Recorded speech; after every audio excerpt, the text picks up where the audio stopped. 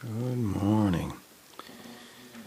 It is a foggy morning out there this morning. I'm going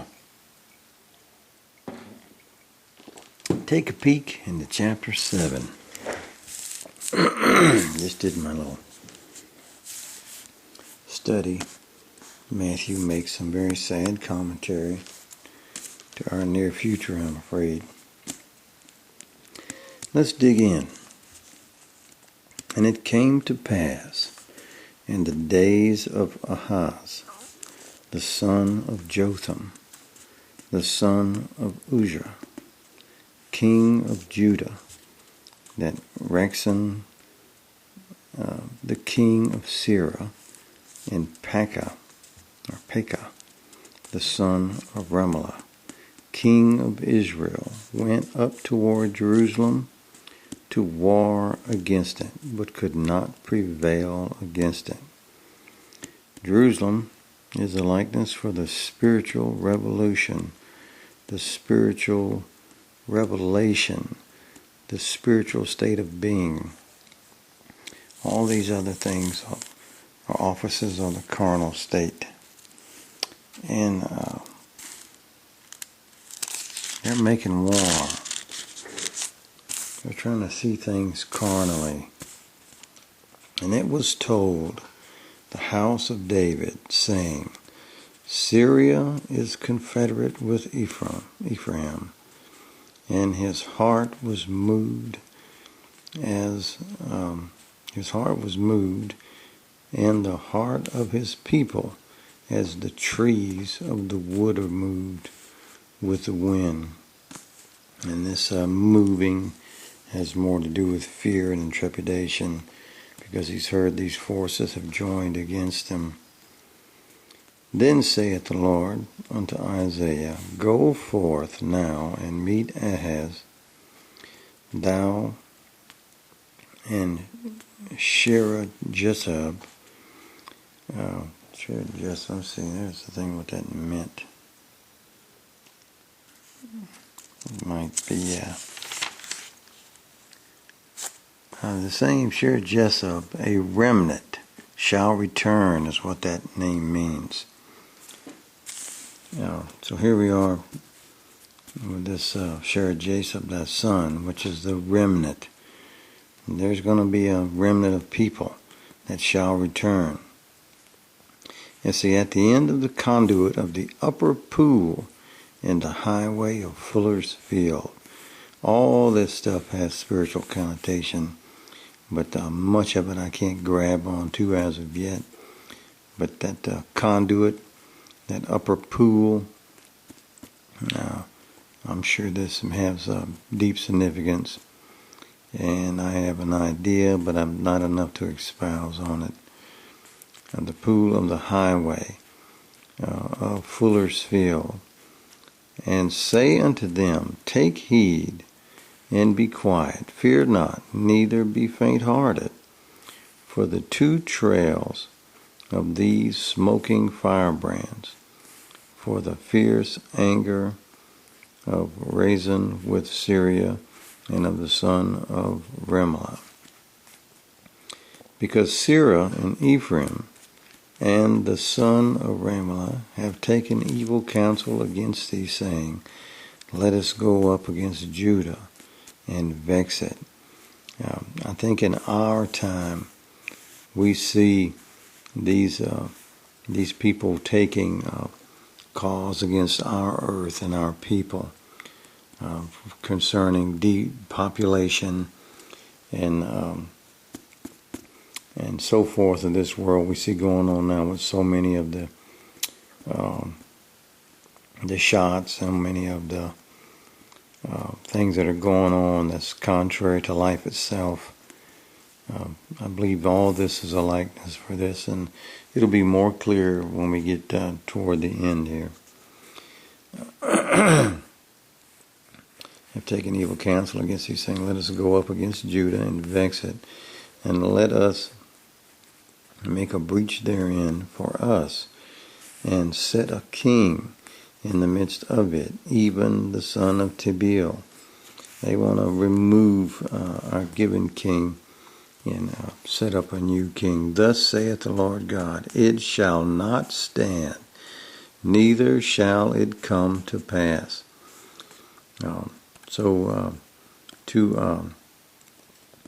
What's his name? The guy with SpaceX and everything, and to that guy, and to the guy who owns the internet, Bill Gates, and all these guys, they should listen to this scripture. They're trying to set up and change the world, but it's only at God's design. But he said, saith the Lord God, it shall not stand, neither shall it come to pass.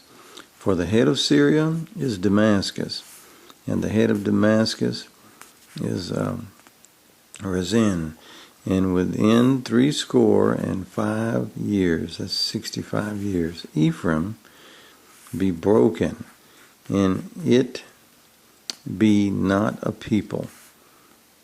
And the head of Ephraim and Samaria, and the head of Samaria and Remelech's son, if ye will not believe, surely ye shall not be established.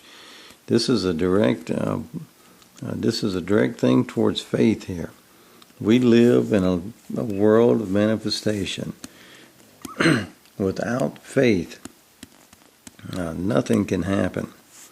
Moreover, the Lord spake again unto Isaiah, whether it be good or bad, nothing can happen without faith.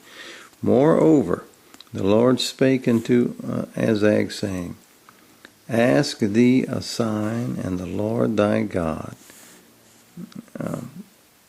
He said, ask thee a sign of the Lord thy God. Ask it either in the depth or in the height above. It's heaven and earth. Anything he wants to ask God for, heaven and earth, God will do it. But as I said, I will not ask, neither will I tempt the Lord. Now, the first reading of that, you may think he's being humble, but he's not. He's kind of being facetious here. Because much like the carnal state of man, though something tells him that God is real, though something tells him that God is who he said he was, he wants to tend to stay in the carnal, because carnal-minded people like it in the carnal, because they get to go on doing the things which the fallen came to this world to do in the first place, which was enjoy sin. And he said, hear ye now, O house of David, it is a small thing for you to worry men, but will ye worry my God also? Therefore the Lord himself give you a sign. The guy didn't name his sign, so the Lord is going to put it on him. Behold, a virgin shall conceive and bear a son, and shall call his name Emmanuel.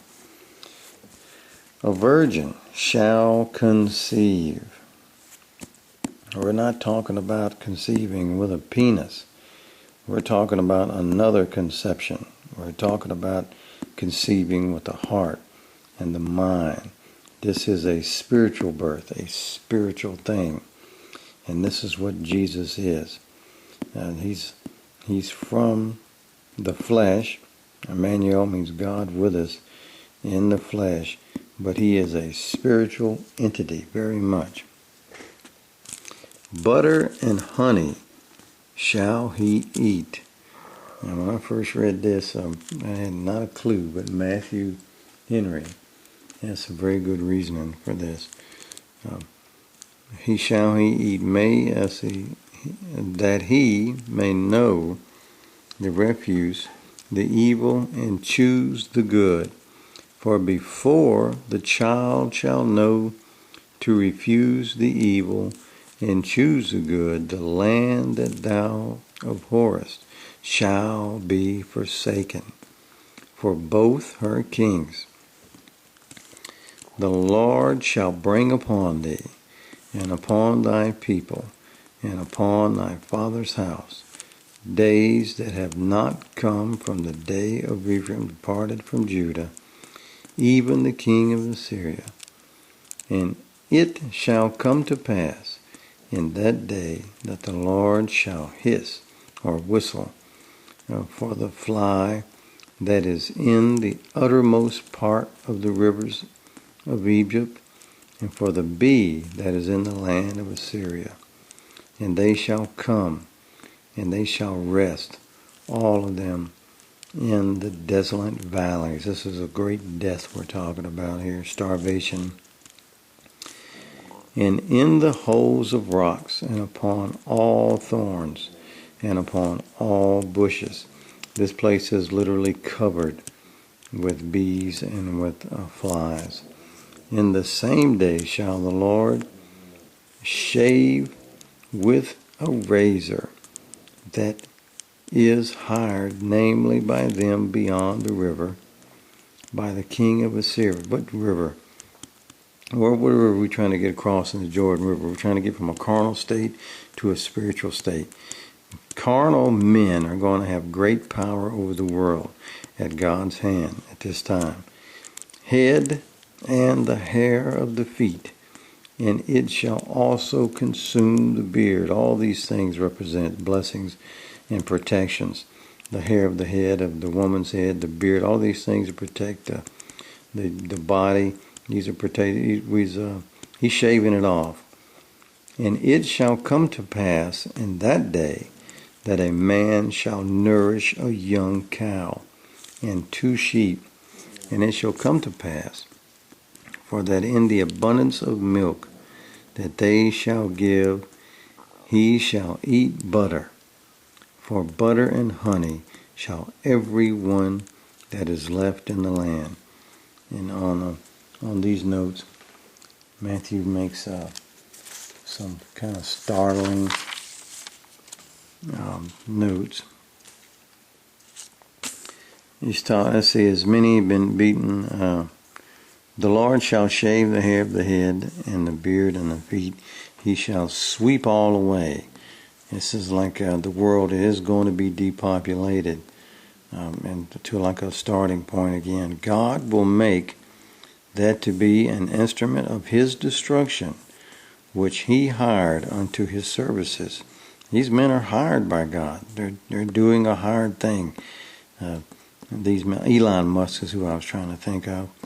These guys are on this crazy track and path. You see the world going crazy today with all their ideas. Well, they're given this to do for this time. Many are beaten with the arm of flesh which they trusted to rather than the arm of the Lord. The consequences of this general depopulation, the flocks of cattle shall be all destroyed. How many times do you hear in the news today the war on cattle and farming, where they're depopulating the earth, because this is the food for the people. Once you remove those cattle, you're going to end up in bad shape. The flocks of the cattle shall be all destroyed. So a young cow and 2 sheep, a poor stock, a few cattle that are left, shall have such a large compass of ground to feed in that they shall give abundance of milk, such as shall produce butter enough. There shall also be such want of men that the milk of 1 cow and 2 sheep shall serve a whole family, which used to keep servants and consume a great deal. The country shall be so depopulated that there shall be butter and honey enough for the few that are left in it. And that could go on. If you want to, you can pause the video and kind of finish up his notes. These notes are wonderful, Matthew Henry, but I'm not quite done with let's see, where was I? I'm getting old and I'm starting to forget. No shot shot missed. No, I might have been over here showing over a few. See what you. Okay. I forgot where in the world I was. Son, Damascus. More the Lord speaking to me. Shall be a sign with the Lord. He didn't. This guy didn't want to give a sign. I think I may be over here. Rest in the valley. We're talking about the flies here. And then we're past that, unless the land is being starved out, depopulation. It shall come to pass, and it shall come to pass that day that every place shall be where there were thousands vines and 1,000 silverlings. It shall even be for briars and thorns. We were once the land of plenty and had all these beautiful orchards and grapevines and things. Now it's going to be for berries and thorns. This is rebirth, regrowth. This is the world being destroyed, and this has been. Let me finish this last thing, and I'll get on with that. And on all hills that shall be digged with the mattock, there shall not come thither the fear of berries and thorns, but it shall be for the sending forth of oxen and for the treading of lesser cattle.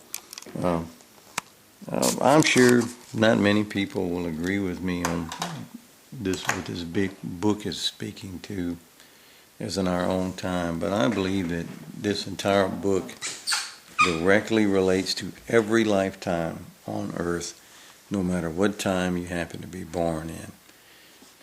It's a cycle. These things continue going around, and this story relates to later generations, and it related to the earlier generations, and it's going to relate to our generation. And I don't think you have to look very hard. It was once a time where you could just say the conspiracy theory and shrug it off and get on with your life, and you get to live a little more peaceful and happy, but it's carnal happiness and it's carnal peace, and it doesn't last very long. But what we live in the world today, from man's terrible act of turning his face from God and listening to God's will and desire, and this is man's nature, that we are coming close to this point where God is going to shave his hair and he is going to sweep it away. Now, that hair grows back. This is why he's using this likeness. If you shave your hair, it's growing back. But we're to that point where men that are not friendly to the Spirit is given power, and they are going to depopulate this world. Now, if you're wise, you can be the man with a cow and a couple of goats there for milk, and to get your seed line through to the next phase of what is coming. Grandchildren, if you're listening to this video, I don't know when or even these videos will exist, but if you're living in a time where things are scarce, where food is scarce, and it's not as easy as just planting a garden like so many of us used to think years back, because now they put so much aluminum in the air and barium and things like that with the things they sprayed out of airplanes. We've been doing it since the 60s. The ground is becoming a little more producive of aluminum and barium and bad things that are in our bodies to aid along this depopulation. So it's not just a matter of being able to raise your own food. You have to think of ways beyond gardening to be able to survive in the flesh. I'm talking. Of course, there's nothing more important. God says, "Don't fear him who can kill your body, but fear him who can kill your body and soul." And that gives me a look that many lives will be lost in this period, but many souls can be won for God. So should we be more focused on the Spirit than the flesh? Certainly. Do you have an obligation to your first man, to the garden itself? Yeah, I think we do. So if at all possible, we should take care of both flesh and spirit, if it's God's will. And then then your lineage can continue on. That being said, what a dark and depressing study it was for me. But knowing that we're getting close to this right breast over here. We're reading the left breast now, the Old Testament. But we're getting closer to that good news, that gospel. And Jesus Christ is that gospel. Nobody can starve out in Jesus Christ. Nobody can have that famine when you're in the fold of Jesus Christ. And there is no famine there. So let's make haste to read, get towards that New Testament. As a matter of fact, I like to read New Testament at night and go to sleep on that thought and promise of forgiveness and that beautiful thought of what's to come. But it's hard to read some of these Old Testament before the New Testament. It was a tough time. This is why we have the New Testament. This is why God gave us what He did. So with that being said, grandkids, I hope that you're being kind to each other. I'm talking kind of low because you're in the next room sleeping now. We had a wonderful day yesterday at the Liberty Heritage Festival, where we got to watch a lot of music, and there wasn't a bunch of drunks and chaos there. It was all nice, low-keyed, good country fun, and I hope you guys have fond memories of that as you get older, because we go to that thing every time it comes up once a year. So I'm trying to instill some good memories in you guys. I hope y'all have good memories of that. Pop and Nana loves you. Look us up. We're in the book. I don't know when you may be looking through these videos, but this is where we are, grandchildren. Saturate yourself, even when it's depressing like it was today. Saturate yourself with this, and because God made a promise, this all comes to good. Even the hard parts that we read when it speaks of death and annihilation and depopulation and things such as that, there's a happy ending at the end of this long, arduous, beautiful story that God has created for us. So with that being said, I hope you have a good day. And if anybody else stumbles across these videos, if you've enjoyed these reading and these thoughts, then come on back and read some more with me again someday, would you? Have a great day.